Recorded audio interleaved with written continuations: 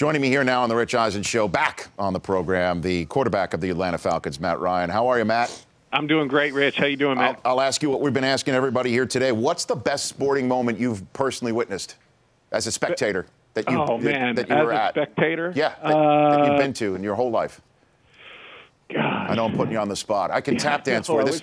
I wish I had time to think about it. No, this is what I do on game day morning while you're getting ready for your game. I'm on with Irvin and Marshall and Mooch and Kurt. And when I tap dance for them when I ask them something off script too, which is sort of what I'm doing right now. I'm vamping. That's what I do in my business. Do you have? I'm going to go with, all right, I wasn't at the event. But I'm saying watching on TV. Okay, sure. I'll go with that. Since we're Masters Week. Yes, we are. I'm going to say, I think it was 2005 when Tiger chipped in on 16 versus Chris DeMarco. I think that was probably the most exciting. That was the most exciting back nine / that shot. That was probably my most excited moment watching a sporting event. And the thing that made it so good for me, Matt, for Tiger Woods, and you're a professional athlete who knows about branding and marketing and things of that nature. Tiger's so good. I'm a Nike guy myself. Exactly. You know what I'm talking about. He's so good that he made sure that the Nike logo was sitting right there as the cup was on the lip, and then it rolled into the cup. I mean, what more can he do? I'm sure Matt. Phil Knight and everybody at Nike were extremely pleased by that. That's how good Tiger is. That is how good he is. He knew he could get it to stop right on that. Matt Ryan, Falcons quarterback, joining me here on the Rich Eisen Show. So what is it like right now? Dan Quinn in the building, and I know that you really can't get out there on the field yet due to rules that, however, do allow you in the building with your new head coach. What are things like there in Atlanta? You know what? It's been awesome getting to know Dan the last couple of months and just, spending some time with him this week and seeing him interact with all the guys and just his presence. It's been awesome. And I think guys have responded really well in just a short amount of time. And I think everybody's kind of chomping at the bit now.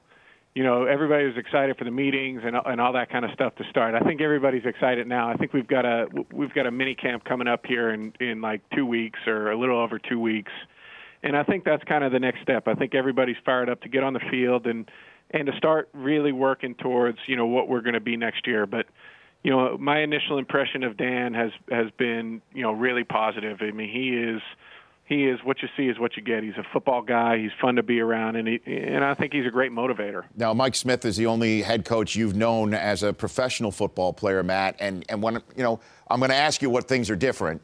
Now, asking questions of that, it's difficult to make it not sound like, well, Dan is X, Y, and Z, and that is what Mike Smith was not. Right. And so I'm going to give you that caveat as I ask. How are things though different with Dan Quinn right now in Atlanta? Yeah, I think their personalities are just different. I think that's one of the things that, it's neither better nor worse. I think that, there's obviously a lot of different ways to get it done, and a lot of different coaching styles have been successful in the NFL.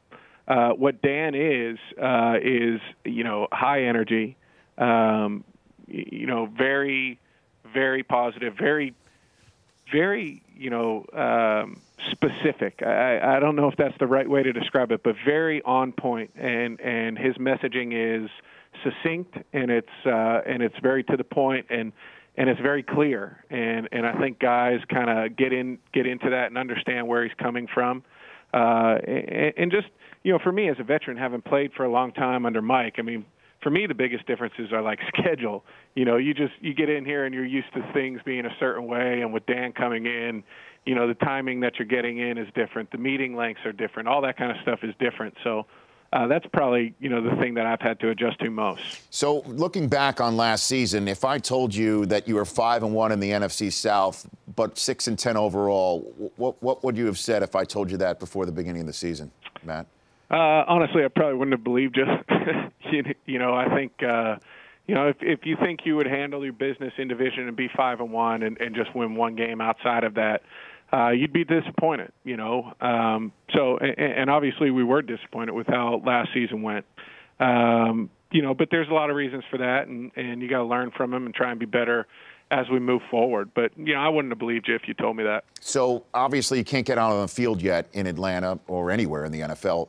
But with Kyle Shanahan, the new offensive coordinator there, how is different do you think this offense is going to look? And if so, how, Matt? Well, yeah, no, I think every scheme is a little bit different, and obviously Kyle has had a lot of success, with his stint in Houston, and then also, with some of their time during, their run in Washington, and so I think from a schematic standpoint, the run game's obviously different from what we've done here in the past. A lot more inside and outside zone. Which is, a lot different from what we've done. In the past game, I think it's a lot more play action, a lot more outside the pocket movement in terms of keepers and nakeds and those kind of things. And I think one of the areas where, it'll be a good mix is, I feel like I've got a really good experience and really good comfort level in some of the drop back stuff, which has been a smaller part of what they've done the last couple of years. Matt Ryan, Falcons quarterback, joining me here.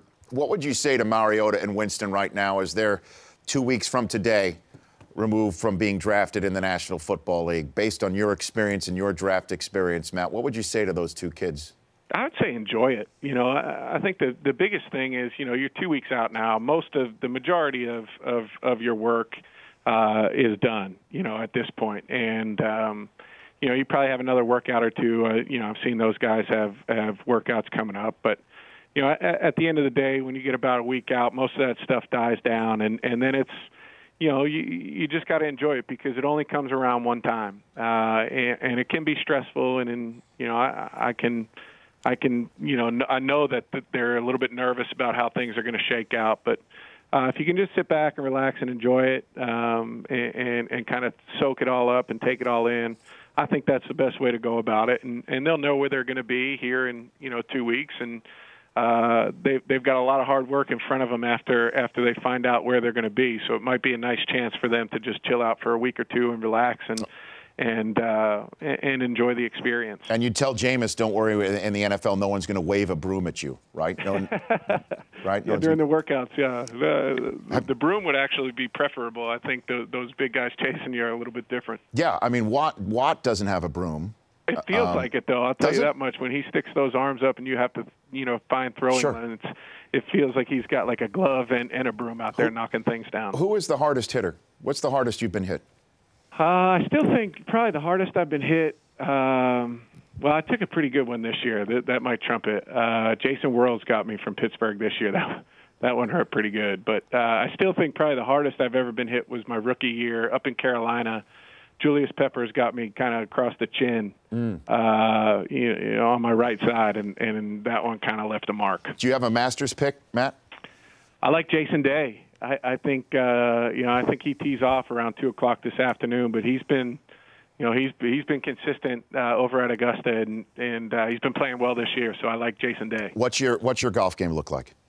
What do you got? Inconsistent. I wish it was better. That's day to day. I wish I was a better player, but I like getting out there. I like playing as much as I can, and hopefully one day I'll be a little bit better player. Now, I know you're not supposed to talk about Fight Club with Augusta being the Fight Club, but have you played Augusta National? Have you gotten out there? Yeah, I actually have. I've been fortunate enough to be over there a couple of times. Okay. And, what'd you shoot? Well, some rounds have been good. Some rounds have not been so good. Oh, come on now. I think my best round. I was lucky enough to play over there with my dad and go over with my dad. And the last time I was there, I think I shot 75, which was a really, really special day for me and for my dad. Are you kidding me? That's incredible. Why? Well, the tees are a little bit different than the ones they're playing this weekend, so I think that makes a big difference. So when they say they Ryanized the course. Yeah, I don't think they were worried about me. Okay. Hey, Matt, thanks for checking in. We'll check in with you down the. By the way, are you a Game of Thrones guy or not? I am. I'm ready for the season to start, man. Yeah, I got Jon Snow calling in about 13 minutes. There you go. He's still stuck up north, I think. He's everywhere. Yeah. I know, but wherever he is, he's with a redhead. I know that. So who's not a bad spot to be. So who's your favorite character from Game of Thrones? I like Arya. I think she's gonna play a big role. Yeah. There you go. This music gets me going. There it is right there. I feel like the show's about to start. All right, Matt. Thanks for checking in. All right, I appreciate it, Rich. Take care, man. You got it. The Rich Eisen Show, weekdays at noon Eastern. On Audience.